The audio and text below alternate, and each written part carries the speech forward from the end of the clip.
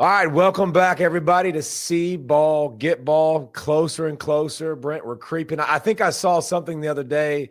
I think we're about 10 Saturdays away from college football, something in that avenue. NBA Finals last night was really dope. I watch all of it. I love it. I think it's good. I know it wasn't big market teams, but there's nothing I hate worse than seeing injuries. Injuries are the worst part of sports, period. And watching Tyrese Halliburton, man, like he put it on the line for his team, and you could see his Achilles. Like you could see – and by the way, I didn't want to see it over and over again. Like stop showing it, man. Like every time they repeated it, every time they replayed, I'm like, stop. Like I can watch this man's career like change in one play, and it's the worst part of sports, but the Thunder and the NBA and just what it is as a whole, it's just so different than the star-driven league and the trios that we saw in the past. Like the teams, like those are the two deepest teams, the most competitive teams that played on both sides of the floor. Like it's a new look NBA, man.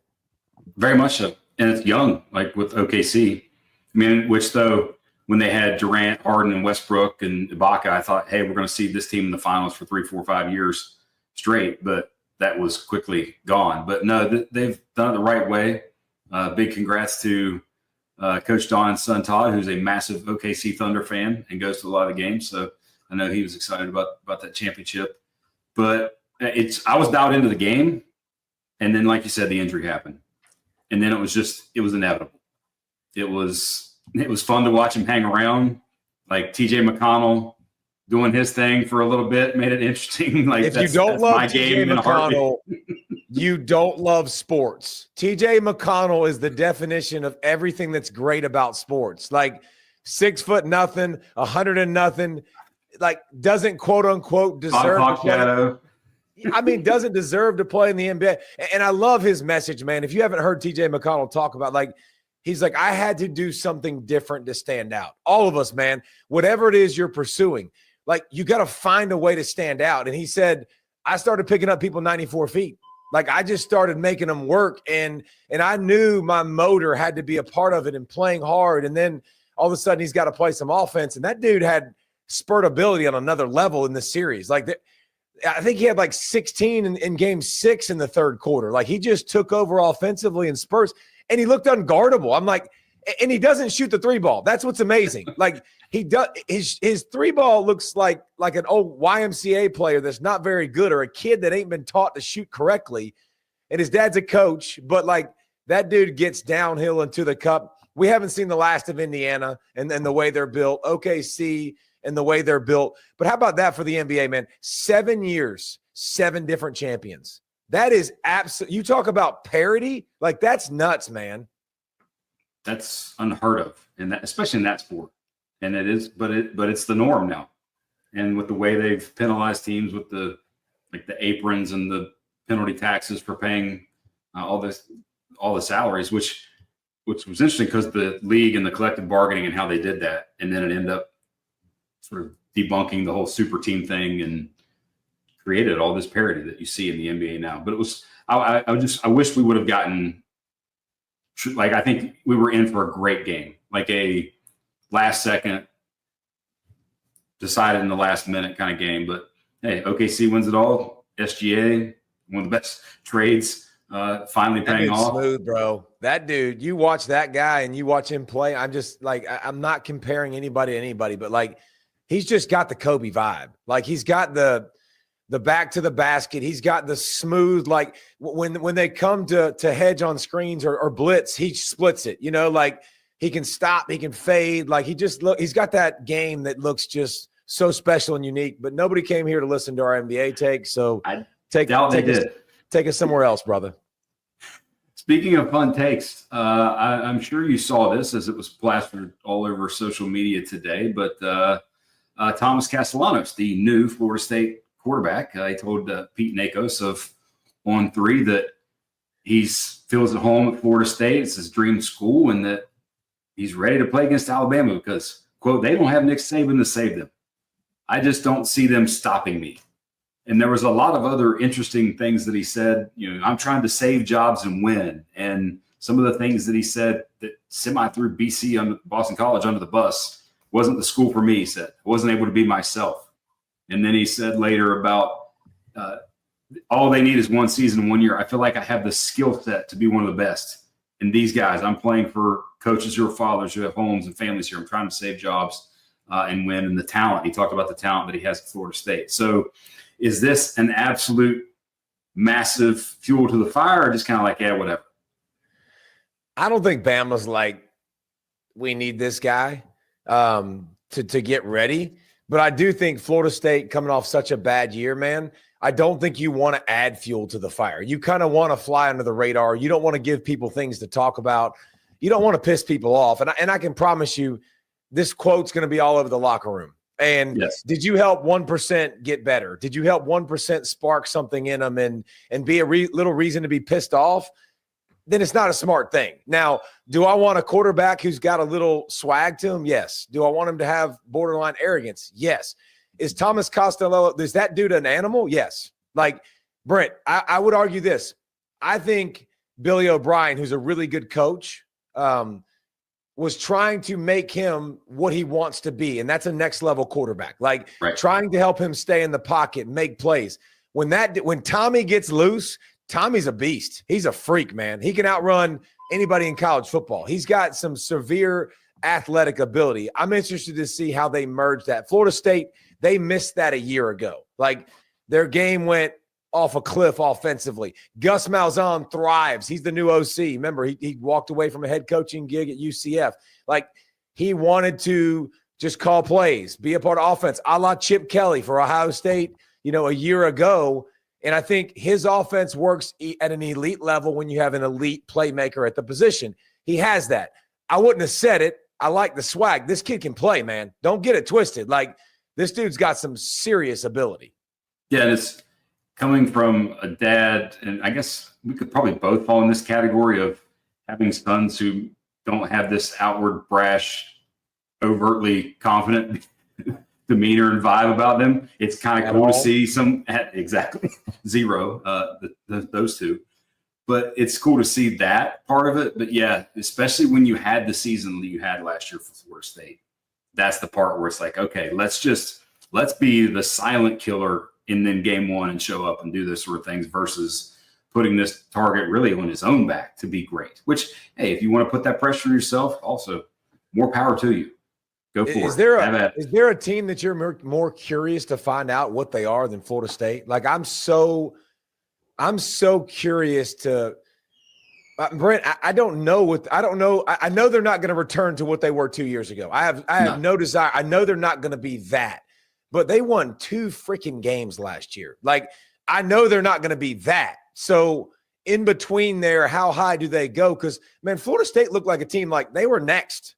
Like, they were next on the list, like a couple good seasons in a row, starting to be a destination, recruiting starting to tick up. And then, bro, Coyote found his cliff. I mean, God dang, just fell off the cliff, and it was ugly. Hey, they made sure there was rocks at the bottom because they didn't want to live through that crap, man. It was awful. No, and you got a fan base that like is one of the most passionate fan bases in all of college football that has been kind of just, I mean, apathetic in a way. Just, I don't know, just not with it in terms of how bad that was a season ago. But it makes for fun. It makes for fun off season and make for a nice talking point. I'm a little more, I mean, I was already going to be dialed into the game itself, but hey, all right, let's see what you got, Mr. Castellanos in the opener. Another thing that from last week was an article, and I sent this to you. It was, I saw it, I think it was Stuart Mandel from SI that shared it, but it was written by Eli Hoff at the St. Louis Post-Dispatch, and it was on ColumbiaMissourian.com. But it was basically, he had done an open records request for some NIL numbers through what Missouri with their Every True Tiger program paid. And it actually had NIL numbers in it. And basically it's that they had spent, Missouri last year, $31.7 million on NIL. And the amazing part of it was looking at it from a month-to-month basis. And you saw that in May of 2025 and then of June of 2025, as of right now, before the settlement, almost $14 million of that $31.7 million. Massively front-loaded it. But it was fascinating to see real tangible numbers. Well, I sat down with a GM of a school, and I got all these numbers, and it was fascinating to me too. Like literally I asked, like, how much did you pay X? How much did you pay Y? And they're like, this. It wasn't near as high as the numbers that are being reported out there. I think it's inflated, just anything else. It's always inflated. Players want to get more, and that's the way it works. But it's a business. A lot of people front loading contracts, but again, it's playing a game right now. You've been playing a game where you don't know the rules, and that is a hard game to play. But interesting that you get some cold hard numbers. If they're spending that, you can guess that there's a lot of people that are spending that or more around the country. I mean, you can go ahead and assume that. And it's nuts. It's crazy. You went from the collective world to the NIL world to all the different things that continue to change throughout college football until we get closer to a point where we're all on the same page, playing the same game with the same rules. 65% to football, 23% to men's basketball is what of that money. That's a high percentage. But they're one of those schools like Auburn to me. Like they're going to be competitive in both. Like Florida, an interesting school. Like UConn basketball, I know where the funds are going. Like Duke basketball, I know where the funds are going, right? Like Kansas basketball will be interesting with football because football's on the up, but we know they're going to get the majority of Kansas basketball is going to be a priority. They're not going to let them fall off a cliff. Like you kind of have to decide, Brent, like in my athletic department, what do I want to thrive and what do I want to die? Which this is an unintended consequences of all this stuff with all these things that are going on. You have to make decisions about the future. And a lot of times that means the other sports, i.e. not football and not men's basketball, get screwed. Everybody else is kind of left. Yep, especially those Olympic sports that are going to get left in the dust or completely go away in some schools. All right, so one of the things that we're going to do over the kind of the remainder of the summer is during the week, we're going to at least 1 week. So this week, we're going to look at different conferences, try to hit pretty much every team in some way, and look at some of the questions that are within the conference. And this week, because just a little bit of a tease, we got Coach Brett Bielema joining us for Wednesday. So we're going to look at the Big Ten. So last year, the Big Ten, Oregon was the new guy, and they did all right. They did okay. They won the Big Ten in year one, but then Ohio State wins the national championship. So Oregon being the number one team, and then Ohio State winning the national championship, they kind of in back-to-back Big Ten championships saying, hey, look, we are maybe we're up there with the SEC and maybe even better in totality and things like that, which looking back at it, I went back and looked since they've had a championship game. So since 2011, Ohio State and Michigan have won 8 of the 14 championships. Oregon won 1 last year. Penn State's won. Michigan State has won 2, and then Wisconsin 2. So obviously this is a predominantly Michigan and Ohio State run conference. But the thing we're going to look at first is players that you are, I guess, want to watch, excited to watch from each team. And we're going to go through every team, and that's all 18 teams, by the way, in the Big Ten conference. This keeps growing every year, by the way. We just keep having growth, and it's hard. Like I'm going to do a Big Ten preview. It'll be one show, no big deal. 2 years ago, now it's like, what? There's 27 teams. Yes. How did that happen? It'll be Big Ten times 2 here soon before we know it. So I'll kick off. I'll go first, and I put them in alphabetical order. I don't know if you went that route. I absolutely did not. You know better than that. So for me, Illinois comes first. Player that I'm most excited to watch for them, or that intrigues me the most about them in their season, is actually a transfer wide receiver. And that's Hudson Clement from West Virginia, the transfer wide receiver, because as we're going to ask Coach later in the week, no Pat Bryant, no Franklin on the outside. You've got to replace the receiver room when you have Luke Altmaier back. So that's the one for me. And Altmaier has proven what he is. Like, he's a stud. When I was texting Belam about coming on the show, Brent, I was like, I promise you, I want to talk about your QB, because he was one of those guys to me that was crazy, because he never wows you, but in the big moments, he's always there, and he comes through and he makes plays. All right, I got a different one for you. Cole Rusk, the big tight end, 6'5", 250 pounds. He was at Murray State, was expected to do things a year ago, got hurt. Again, I'm in the same realm as you. They had two really good wide receivers last year, two really good guys you'll see playing on Sundays. And replacing that production, I know they're going to run the football. I know who they are. I know what their identity is. But their QB needs a big target and a guy to hit those intermediate routes, to move the sticks. Give me my boy Cole Rusk from Illinois. Yeah, it's going to be so much fun to talk to Coach, because he's done a couple interviews recently, and it's been more about sort of him, his story, and things there versus his team and what's going on in the outlook for his group this year. So I want to really get into that with him. Indiana next. You know good and well, bro, I'm going to be asking stories. That's my favorite part of having guys on, is I love stories. Oh, we'll get some stories too. We got some legitimate ball with him. It is the name of the show, right? See ball, get ball. Indiana. Who you got for Indiana? I'll let you go first on this one. Well, I wrote down two almost at every spot, because I wanted to make sure I had one. The easy one would be Fernando Mendoza. Yep. So you might be taking that one. But I'm going Omar Cooper, wide receiver. Last year, he had 7 tutties, and he averaged 21 yards of reception. He was already good, going to get more playing time. I think gets an upgrade at the QB position now. Another year in the system. I think he's a guy that Omar Cooper Jr. that you're talking about. You already talked about Surratt. He's going to get that attention. Now I think he's a guy that can explode onto the senior. Like, who this guy? This guy just went for 1,211 touchdowns, and where did he come from? D'Angelo Pons at cornerback, good cornerback, and not a big guy, but elite at James Madison as a freshman. Elite last year, and looking to be have another elite season at corner for Indiana, because I think their offense is going to be A-okay and potentially even better. How good is the defense? I think that's the question. Iowa, the Hawkeyes. This one's a fun one for me. I'll go first. Actually, I'm going first.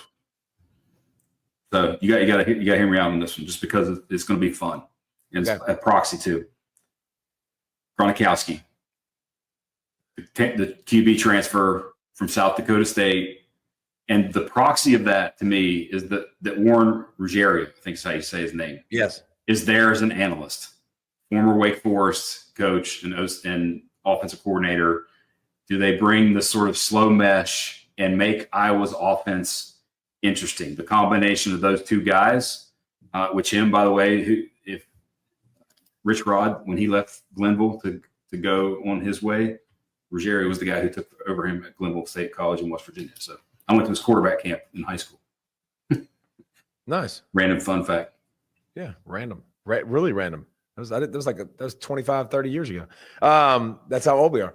I'm going Gravedigger. You watch Iowa, you watch 95, Aaron Graves. He can impact the game. He'll be on watch list. Like, he's a guy that a lot of people know about. I don't know that he's even fully developed yet. Like, he's just got some good – you watch him, he's causing sacks and fumbles in games, and just has the ability to get off people. You can tell he's a wrestler. You can tell he's got good hands, and he just sifts his way through things and stuff. He's a guy that could dominate games and wreck your game plans. And you could be watching these really good games against these elite competition in this conference, and you're like, how is that guy still getting to my quarterback? Like, how is he getting in the backfield? Why is 95 not on my team? Like, I could see a lot of people saying that when you watch Iowa games this year. Maryland. This one was easy for me. Malik Washington. He's going to be their starting quarterback, and he was recruited by everybody, 5-star, top 5 quarterback, Brent, in college or in high school football coming out, and they got him at Maryland. Like, there's a lot of people that are going, hey, we don't want to name our starter at quarterback because we don't want people to leave. They're like, we got this dude. We paid him money. He's here. He's going to go start. He's got this ability. He's going to be next level. So when you watch Maryland this year, I'm not saying it's going to always be good because you're a freshman QB, man. Like you're gonna take lumps, but a guy that has a lot of talent, and if they can bottle it up, they can find a way to get some dubs. Maryland, they can stay in games and score points sometimes, but like he's the guy for me that could play. He could be on a lot of rosters, Brent. He could be on just about anybody's roster in the country, but he's on Maryland's. And it's been a struggle for them recently. I went Nolan Ray, running back, who's had an 80.1 rush grade a season ago. More opportunities now. He's RB1. That him in the backfield helping the young quarterback. All right, Michigan, the Wolverines. Me first. This one was easy for me. I'll go quickly. This is Underwood. You want to see if the hype is real. Let's see it because I'm intrigued to see it. Is it? I don't know. I want to see. Yeah, I think it's fair to say that. I told you, Brent, watching the spring game, watching all the passes, I didn't see elite of elite, but I did see and throw the ball 6,000 yards. He threw it over a mountain like Uncle Rico. Yes. Michigan, I'm going with Rayshawn Benny, the defensive tackle. Yep. Here's what I know about Michigan. Their colors are maize and blue. They're one of the winningest programs in all of college football. And every year they got some GAMs, some grown ace mans. They got guys at the defensive tackle spot year after year after year after year that they live in the weight room. They pound weights. They eat human beings alive up front. Year after year, that's why they've been so good and so dominant. And Rayshawn Benny's the next guy. He's the next guy in the lineage that can really dominate football games from the inside out. 6'4", 300 pounds. He's a problem. I'll be interested to see Damon Payne from Clemson or from Bama and Trey Williams from Clemson too. To see that defensive line and how good it is. They always usually have one or two guys on Bruce Feldman's freaks list. I wonder if he makes that. So they're doing something right? Yep. Michigan State. All right, you go first. Nick Marsh, wide receiver. Big time years, true freshman, 6'3", 200 pounds. There wasn't much to like about the Spartans offense a year ago. He was about it. By the way, he was the bright spot. Exactly what I had in my head. When you watched Marsh, he came on the scene quickly. Last year, you were like, that guy, big, athletic. Marsh was one of the only guys that when I turned on Michigan State tapes that was pretty consistent that you watch and you were like, yeah, that guy's pretty good. Obviously, I thought the QB was pretty decent in moments, but man, oh man, could it go backwards in moments and be really, really bad. So I was with Marsh with you on that one. Minnesota, the Golden Gophers. I got running back Darius Taylor. He's you should know who he is, but Wisconsin running backs are always very similar. Minnesota running backs are very similar. They're rugged, they're tough. They don't get tackled very often. They break tackles. There's just something about them. PJ Fleck is an interesting bird. I like him a lot, man. Spending time around PJ and his energy, and I just love his system and how he talks to his guys, and they love the crap out of him, man. They love him. They fight for him, but their running back spot, you can always count on them, man. They're going to be tough. They're going to break tackles. And last year, watching Darius Taylor consistently did it, consistently made plays. They'll have another new QB because they have a new QB every year. That's what Minnesota is. But what you can count on is the physicality in the run game. So would it shock you that I wrote the exact same thing and that I have the number of missed tackles that he's forced in the last 2 years? How many? 81. 83 plus rush grade each of the last 2 years from him. He's the primary cat now. So that's exactly what I wrote down. So good, man. So good. Nebraska. Raiola, year 2. I want to see it. Are you expecting a big leap?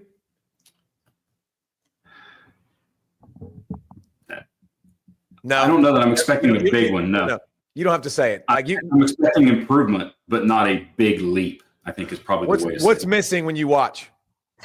Because this is what makes us different, Brent. This is what will make us different on this show is actually watching and actually telling people what the guy is missing that he needs, not just, he was 22 of 28 in a game or 30 of a game. Athleticism is one for me with him. I just think, I think he maneuvers well in the pocket, but sometimes he's just not a good enough athlete to avoid things. And with who he plays for, that you got to have some level of that. I think to me, watching him a year ago, the negative plays, like, gots to get those out of the equation. I think about OT versus Illinois and just continuing to go backwards and trying to make plays. And just year two, Dana Holgerson, by the way, I think helps. Like, another year with him now, because he came in last year through the system. Like, Dana's always been very simplistic. Like, he's always loved Red Bulls, and he drinks like 30 a day, and his call sheet's like this big, Brent. Like, yes, I can relate to that big. That's how big it is. It's not very big. It's not very he's not going to go trick you. He's going to master a couple things and do them really, really well. But Brent, how do you not talk about Dane Key coming into that equation? Like, yeah, that's big. That joker can roll. They're losing a couple of targets. I think they get better at the wide receiver position. I think you get more explosive. I think he's one of the more explosive guys in the country. Like, he transfers from Kentucky. Consistent hands.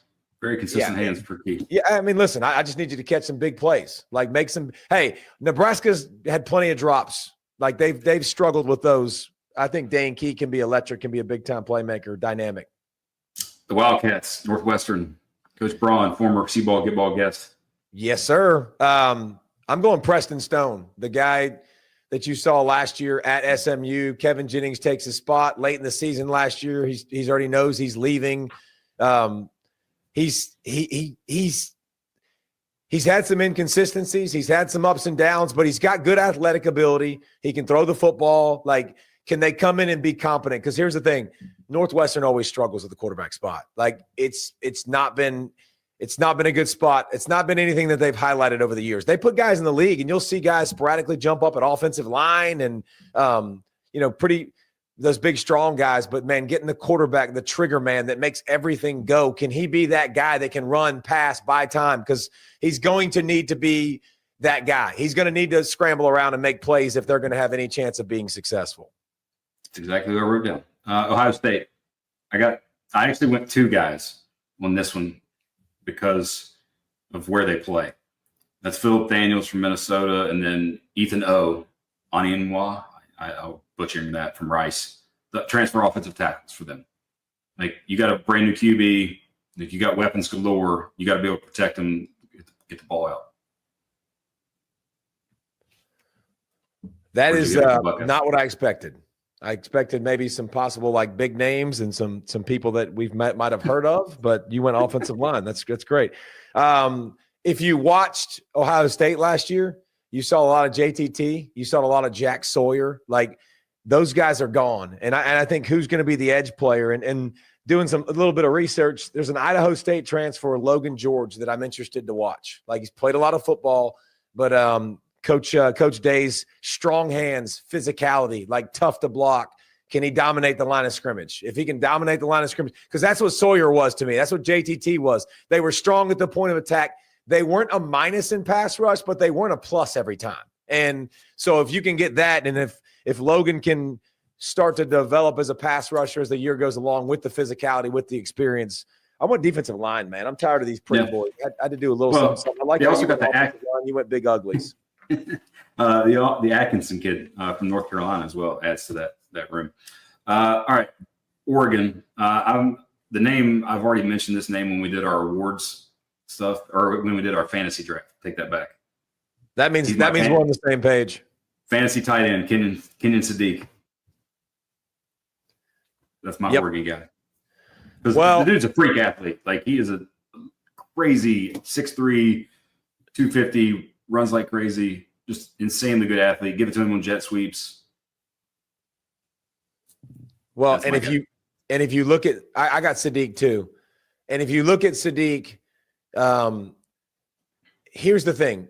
Insane jets, like a guy that's going to hit 23 miles an hour on the GPS, like that kind of speed at the tight end spot. Jake Ferguson was a really good player and a big part of the Oregon offense. He's gone.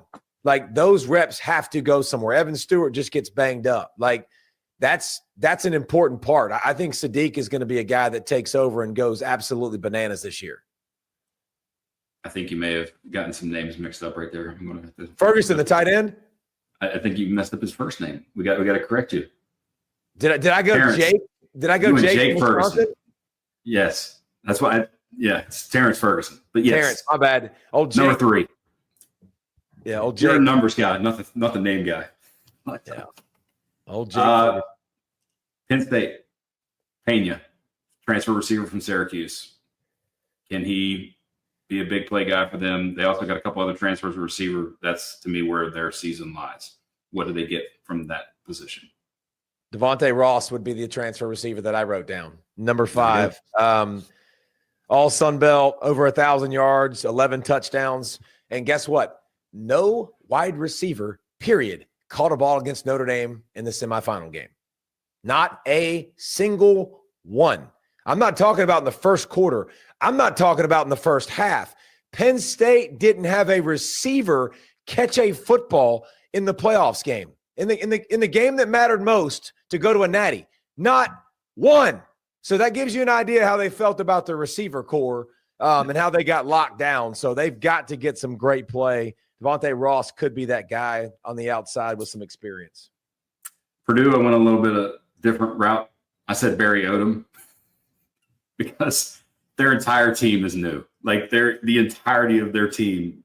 I think if you look at the projected 2 deep, it's like 80% transfer guys. So I'm curious to watch Nitro Tuggle, who was a Georgia receiver and got kind of asked or dismissed without being dismissed and ended up at Purdue. So that's one. But outside of that, coach. Name team, Nitro Tuggle's on your team. Like Nitro Tuggle's going to be there. But how about this? I'm going Braden Joyner.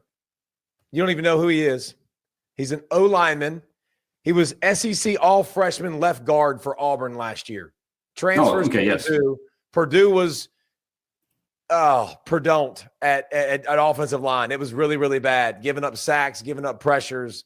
Do they get better along the offensive line? They invested in an offensive lineman that has probably a pretty bright future. Big old boy, not super tall, but I mean, did pretty good playing half the season last year from Auburn. It's got to get their offensive line better. It can't get too much worse. I'll say, can they win a game? They lost 11 in a row after beating, I think it was Indiana State, maybe in the opener. Rutgers. You're going to like this one, by the way. Eric O'Neal, edge, James Madison transfer. Started his career at Long Island University, FCS school. Last season at JMU, 90.2 grade, 59 quarterback pressures. That's my guy, Eric O'Neal from New York. Which is obviously close to New Jersey. Same guy, edge guy. Is I'll be interested. Listen, here's what I learned. And here, Brent, here's why I'm on board with that.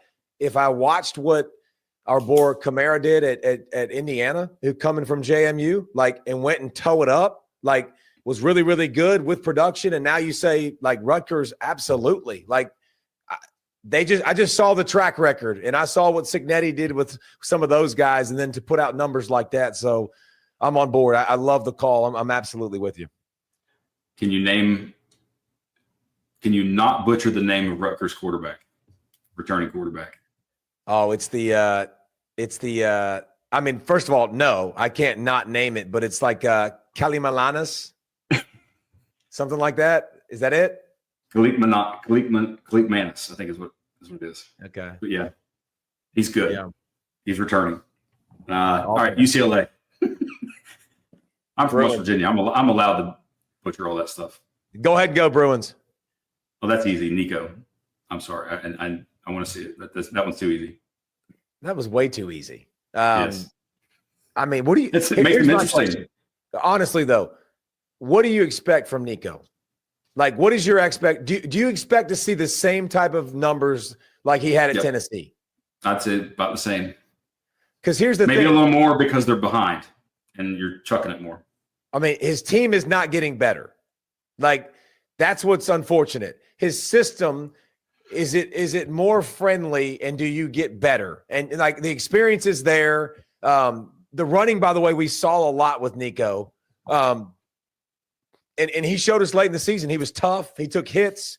He got dinged several times, man, that you kind of worried about his noggin. But new system going out west, a lot of criticism, and a lot of talk. And I'm very curious to see how all of this goes down. And I'm cheering for the kid. I really am. I mean, I'm cheering for the kid to do well because I don't feel like this was his fault. I feel like he kind of got used in this situation and kind of got the bad end of this. Like, he's the one who has to go strap on the pads and move across the country now that his dad was trying to make more money. And listen, it's a capitalist society. If you want to go try to make more money, this is also the other side of the coin. And I feel bad for the kid that he has to go start over because it's not easy. So it was the easy choice. USD. Crosstown. Do what? Crosstown. That's yours? Across the town? No. Across the town? What's What he play? Yeah. I'm going Jacoby Lane, numero ocho. If you watched him last year, listen, Lincoln Riley didn't forget how to coach offense. I think another year with a quarterback that, by the way, I saw plenty of flashes of really, really good. I need less mistakes, but a year in the system I think helps. But Jacoby Lane, dude, he only had 500 yards receiving a year ago, but he had 12 tutties. And he was a big play threat. He is 6'4". You know, he can make those big plays. And more importantly, if you're USC, you saw this. You saw a guy that when the receivers all ducked and left in the transfer portal and they dipped in the Las Vegas Bowl, dude went off. He had 7 for 127 and 3 touchdowns. So I think you saw your future number one wide receiver. Lane, you need that if you're Lincoln Riley. You got to have that guy, and he's that guy. Since you said Lincoln Riley didn't forget how to coach offense, I agreed with that. So I went to the other side of the ball, and Jakeem Stewart, the freshman top 20 recruit. I think his nickname is Thanos, maybe, or he got self-proclaimed. I'm not sure, but he's 6'6", 250, edge guy. Can he make an immediate impact for them defensively? Because they obviously did not they didn't get him on the cheap. So he was probably paid quite well. Self-proclaimed and it's Thanos, I bet you're a bad mother. Shut your mouth. I mean, God dang. I'm Thanos. Like, welcome. Like, get you some. The Huskies, Washington. I already knew who you were going to do. So this was very easy to me because every time we mentioned Washington, you mentioned the quarterback. So you didn't go quarterback? No, I did. Because that's who I'm excited to see. Okay. Well, I want the guy he's going to be throwing to, Denzel Boston. He really came on last year. Last 4 games, he had 24 catches. And most importantly, the last 7 last year down the stretch, he had 9 tutties, 9 touchdowns in 7 games. Like, clearly became the go-to guy with the size on the outside. You got your quarterback. He's going to spin it around. By the way, Jonah Coleman at running back is an animal. That is a gam. Another dude breaking tackles. That's a grown-up. That's an adult. Like tackling a tree stump, by the way. 5'8", like 220. Not fun. Like, not fun at all. To go with your QB, to go now with the other guy on the outside, I think Boston has a huge year. Last but not least, the 18th Big Ten team, Wisconsin, who might come up in our discussion here shortly. I got Billy Edwards Jr. I got transfer quarterback. I got transfer QB because if you've watched Wisconsin, first of all, if you watched last year, it was very ungood. It was not fun. And I think when you've watched Luke Fickell's reign so far, they haven't had a quarterback with a 60-plus. They've been under 60 completion percentage. Under. Like, that's not crazy nowadays. That used to be like a really, really high number. But Billy Edwards Jr., he was over 65% at Maryland. Like, can he come in and give them some balance? And they want to run the football. They got a new OC. It's a change of times for Wisconsin. Can they get this thing rocking and rolling? But it's got to start with the QB position, man. Somebody to get after the passer, because last in the FBS in tackles for loss, second worst in the Big Ten for sacks. They got like 6 or 7 new defensive front / edge guys, and somebody out of that group, Suggs, Peterson, Walker, Perkins, Garner, Rager, who I think missed last year, like, can somebody do something for them? Because for me, that's one of the things I think about when I think of Wisconsin over the years. Chenal, the Watts, like all these guys that just consistently get after the quarterback. Herbig, like, and the guys that are doing it in the league right now. So did you just pick their whole team? No, just the group. Just a position. Just a position. Who's the guy? Who's the guy that's going to make a splash? One of the 75 transfers on the defensive line. Somebody's got to get some sacks. Somebody's got to do it. All right. So finishing up, and then from a prediction standpoint, we'll get to that on Wednesday. But just some other questions as we look at the Big Ten. Which of the traditional powers you think returns to kind of somewhat glory or takes a step back? Would you go USC or Michigan? I think both of those teams return more so than they were a year ago, and they'll be more consistent. I like USC. I think USC's – first of all, I love what I saw from Danton Lynn last year at the DC spot for them. I thought their defense was better than it's been in years. I thought their offense kind of let them down, honestly, Brent. Like you watched them, you saw the offense, shoot Notre Dame, 2 pick sixes. Like not only are you giving away the ball, you're also giving up touchdowns on the other side. And just I think both of those teams are going to be much better this year. I got USC making a leap this year. I think they won 4 games in the Big Ten a year ago. I could see them winning at least 6 this year in the Big Ten, which that's a really good leap. Like that's a couple games. That's a couple games. And by the way, if you're not paying attention to USC, their recruiting right now is stupid. Like it's elite. It's like the best of the best right now in the country. They're inking guys left and right. Now, listen, it doesn't mean anything until they sign on the dotted line, but like Lincoln Riley is building momentum again, which is good. If they can have a good year this year, they can build it again and continue to go maybe to that next level and be even better the next year. So you think, so are they your biggest leap candidate? Yeah, I think they're the team that makes the biggest leap this year. Okay, I went Washington just because I'm a Husky. I'm a Husky this year. I'm all in on the Damon Williams Jr. I like that. Toughest schedule. Oh my God, this is easy. This is murderer's row. Like this is the worst schedule in all of college football. I'm not going to tell you the team, and you could just listen to the schedule and go, "Ooh, I'm not winning very many games." Miami of Ohio, yes, love you. Middle Tennessee, love you. Now let's get real. Let's get dirty. Listen to this schedule. At Bama, host Maryland, not too bad. At Michigan, Iowa, Ohio State, at Oregon, Washington, at Indiana, Illinois, at Minnesota when it's 3 degrees outside, which will be really, really fun. Like, that is absolutely ridiculous. You got 2 guaranteed wins. You got a couple toss-ups with Maryland, with Washington, with Minnesota. But they're, it's only one at least is at Minnesota. But you talking about at Oregon, at Bama, at Michigan, playing Ohio State? Golly, bro. I do not want to be Wisconsin. No. The over-under, I think, for them is like 5.5. I think that was their over-under that I read. Ain't no way.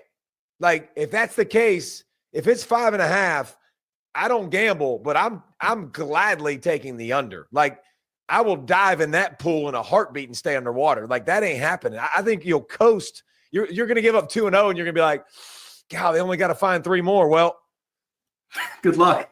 Go find them. They're going to start like this, and they're going to start happy, and then it's going to be like, man, oh, man, I got to find some dubs.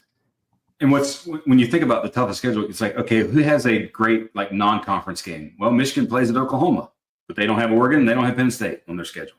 Not UCLA, but USC plays Notre Dame. They don't have Ohio State. They don't have Penn State. So like all these double-digit win teams in the Big Ten last year, they got 4 of the 5 on their schedule for Wisconsin. All right. Yeah, no, not good at all. So we did leap. All right, who comes down to earth in the conference? This to me was kind of very takes a step easy, back. but I might be looking at this a different way than you, but like Oregon. Oregon goes into the conference. They go undefeated.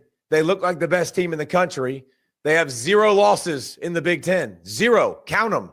0. Like, took care of business, won the league, walked in the league, and was like, I thought this was supposed to be difficult. This was pretty easy. Like, this Big Ten thing, it really ain't that big of a deal. Like, we've been playing good football apparently for a while. Y'all just didn't know about it. But I think they lose at least 2 games this year, which means that's a huge step down. Like, obviously a big step backwards. Now, are they still going to be great? Yes, they're still going to be a really good football team and be in the mix, but they're going to go backwards big time.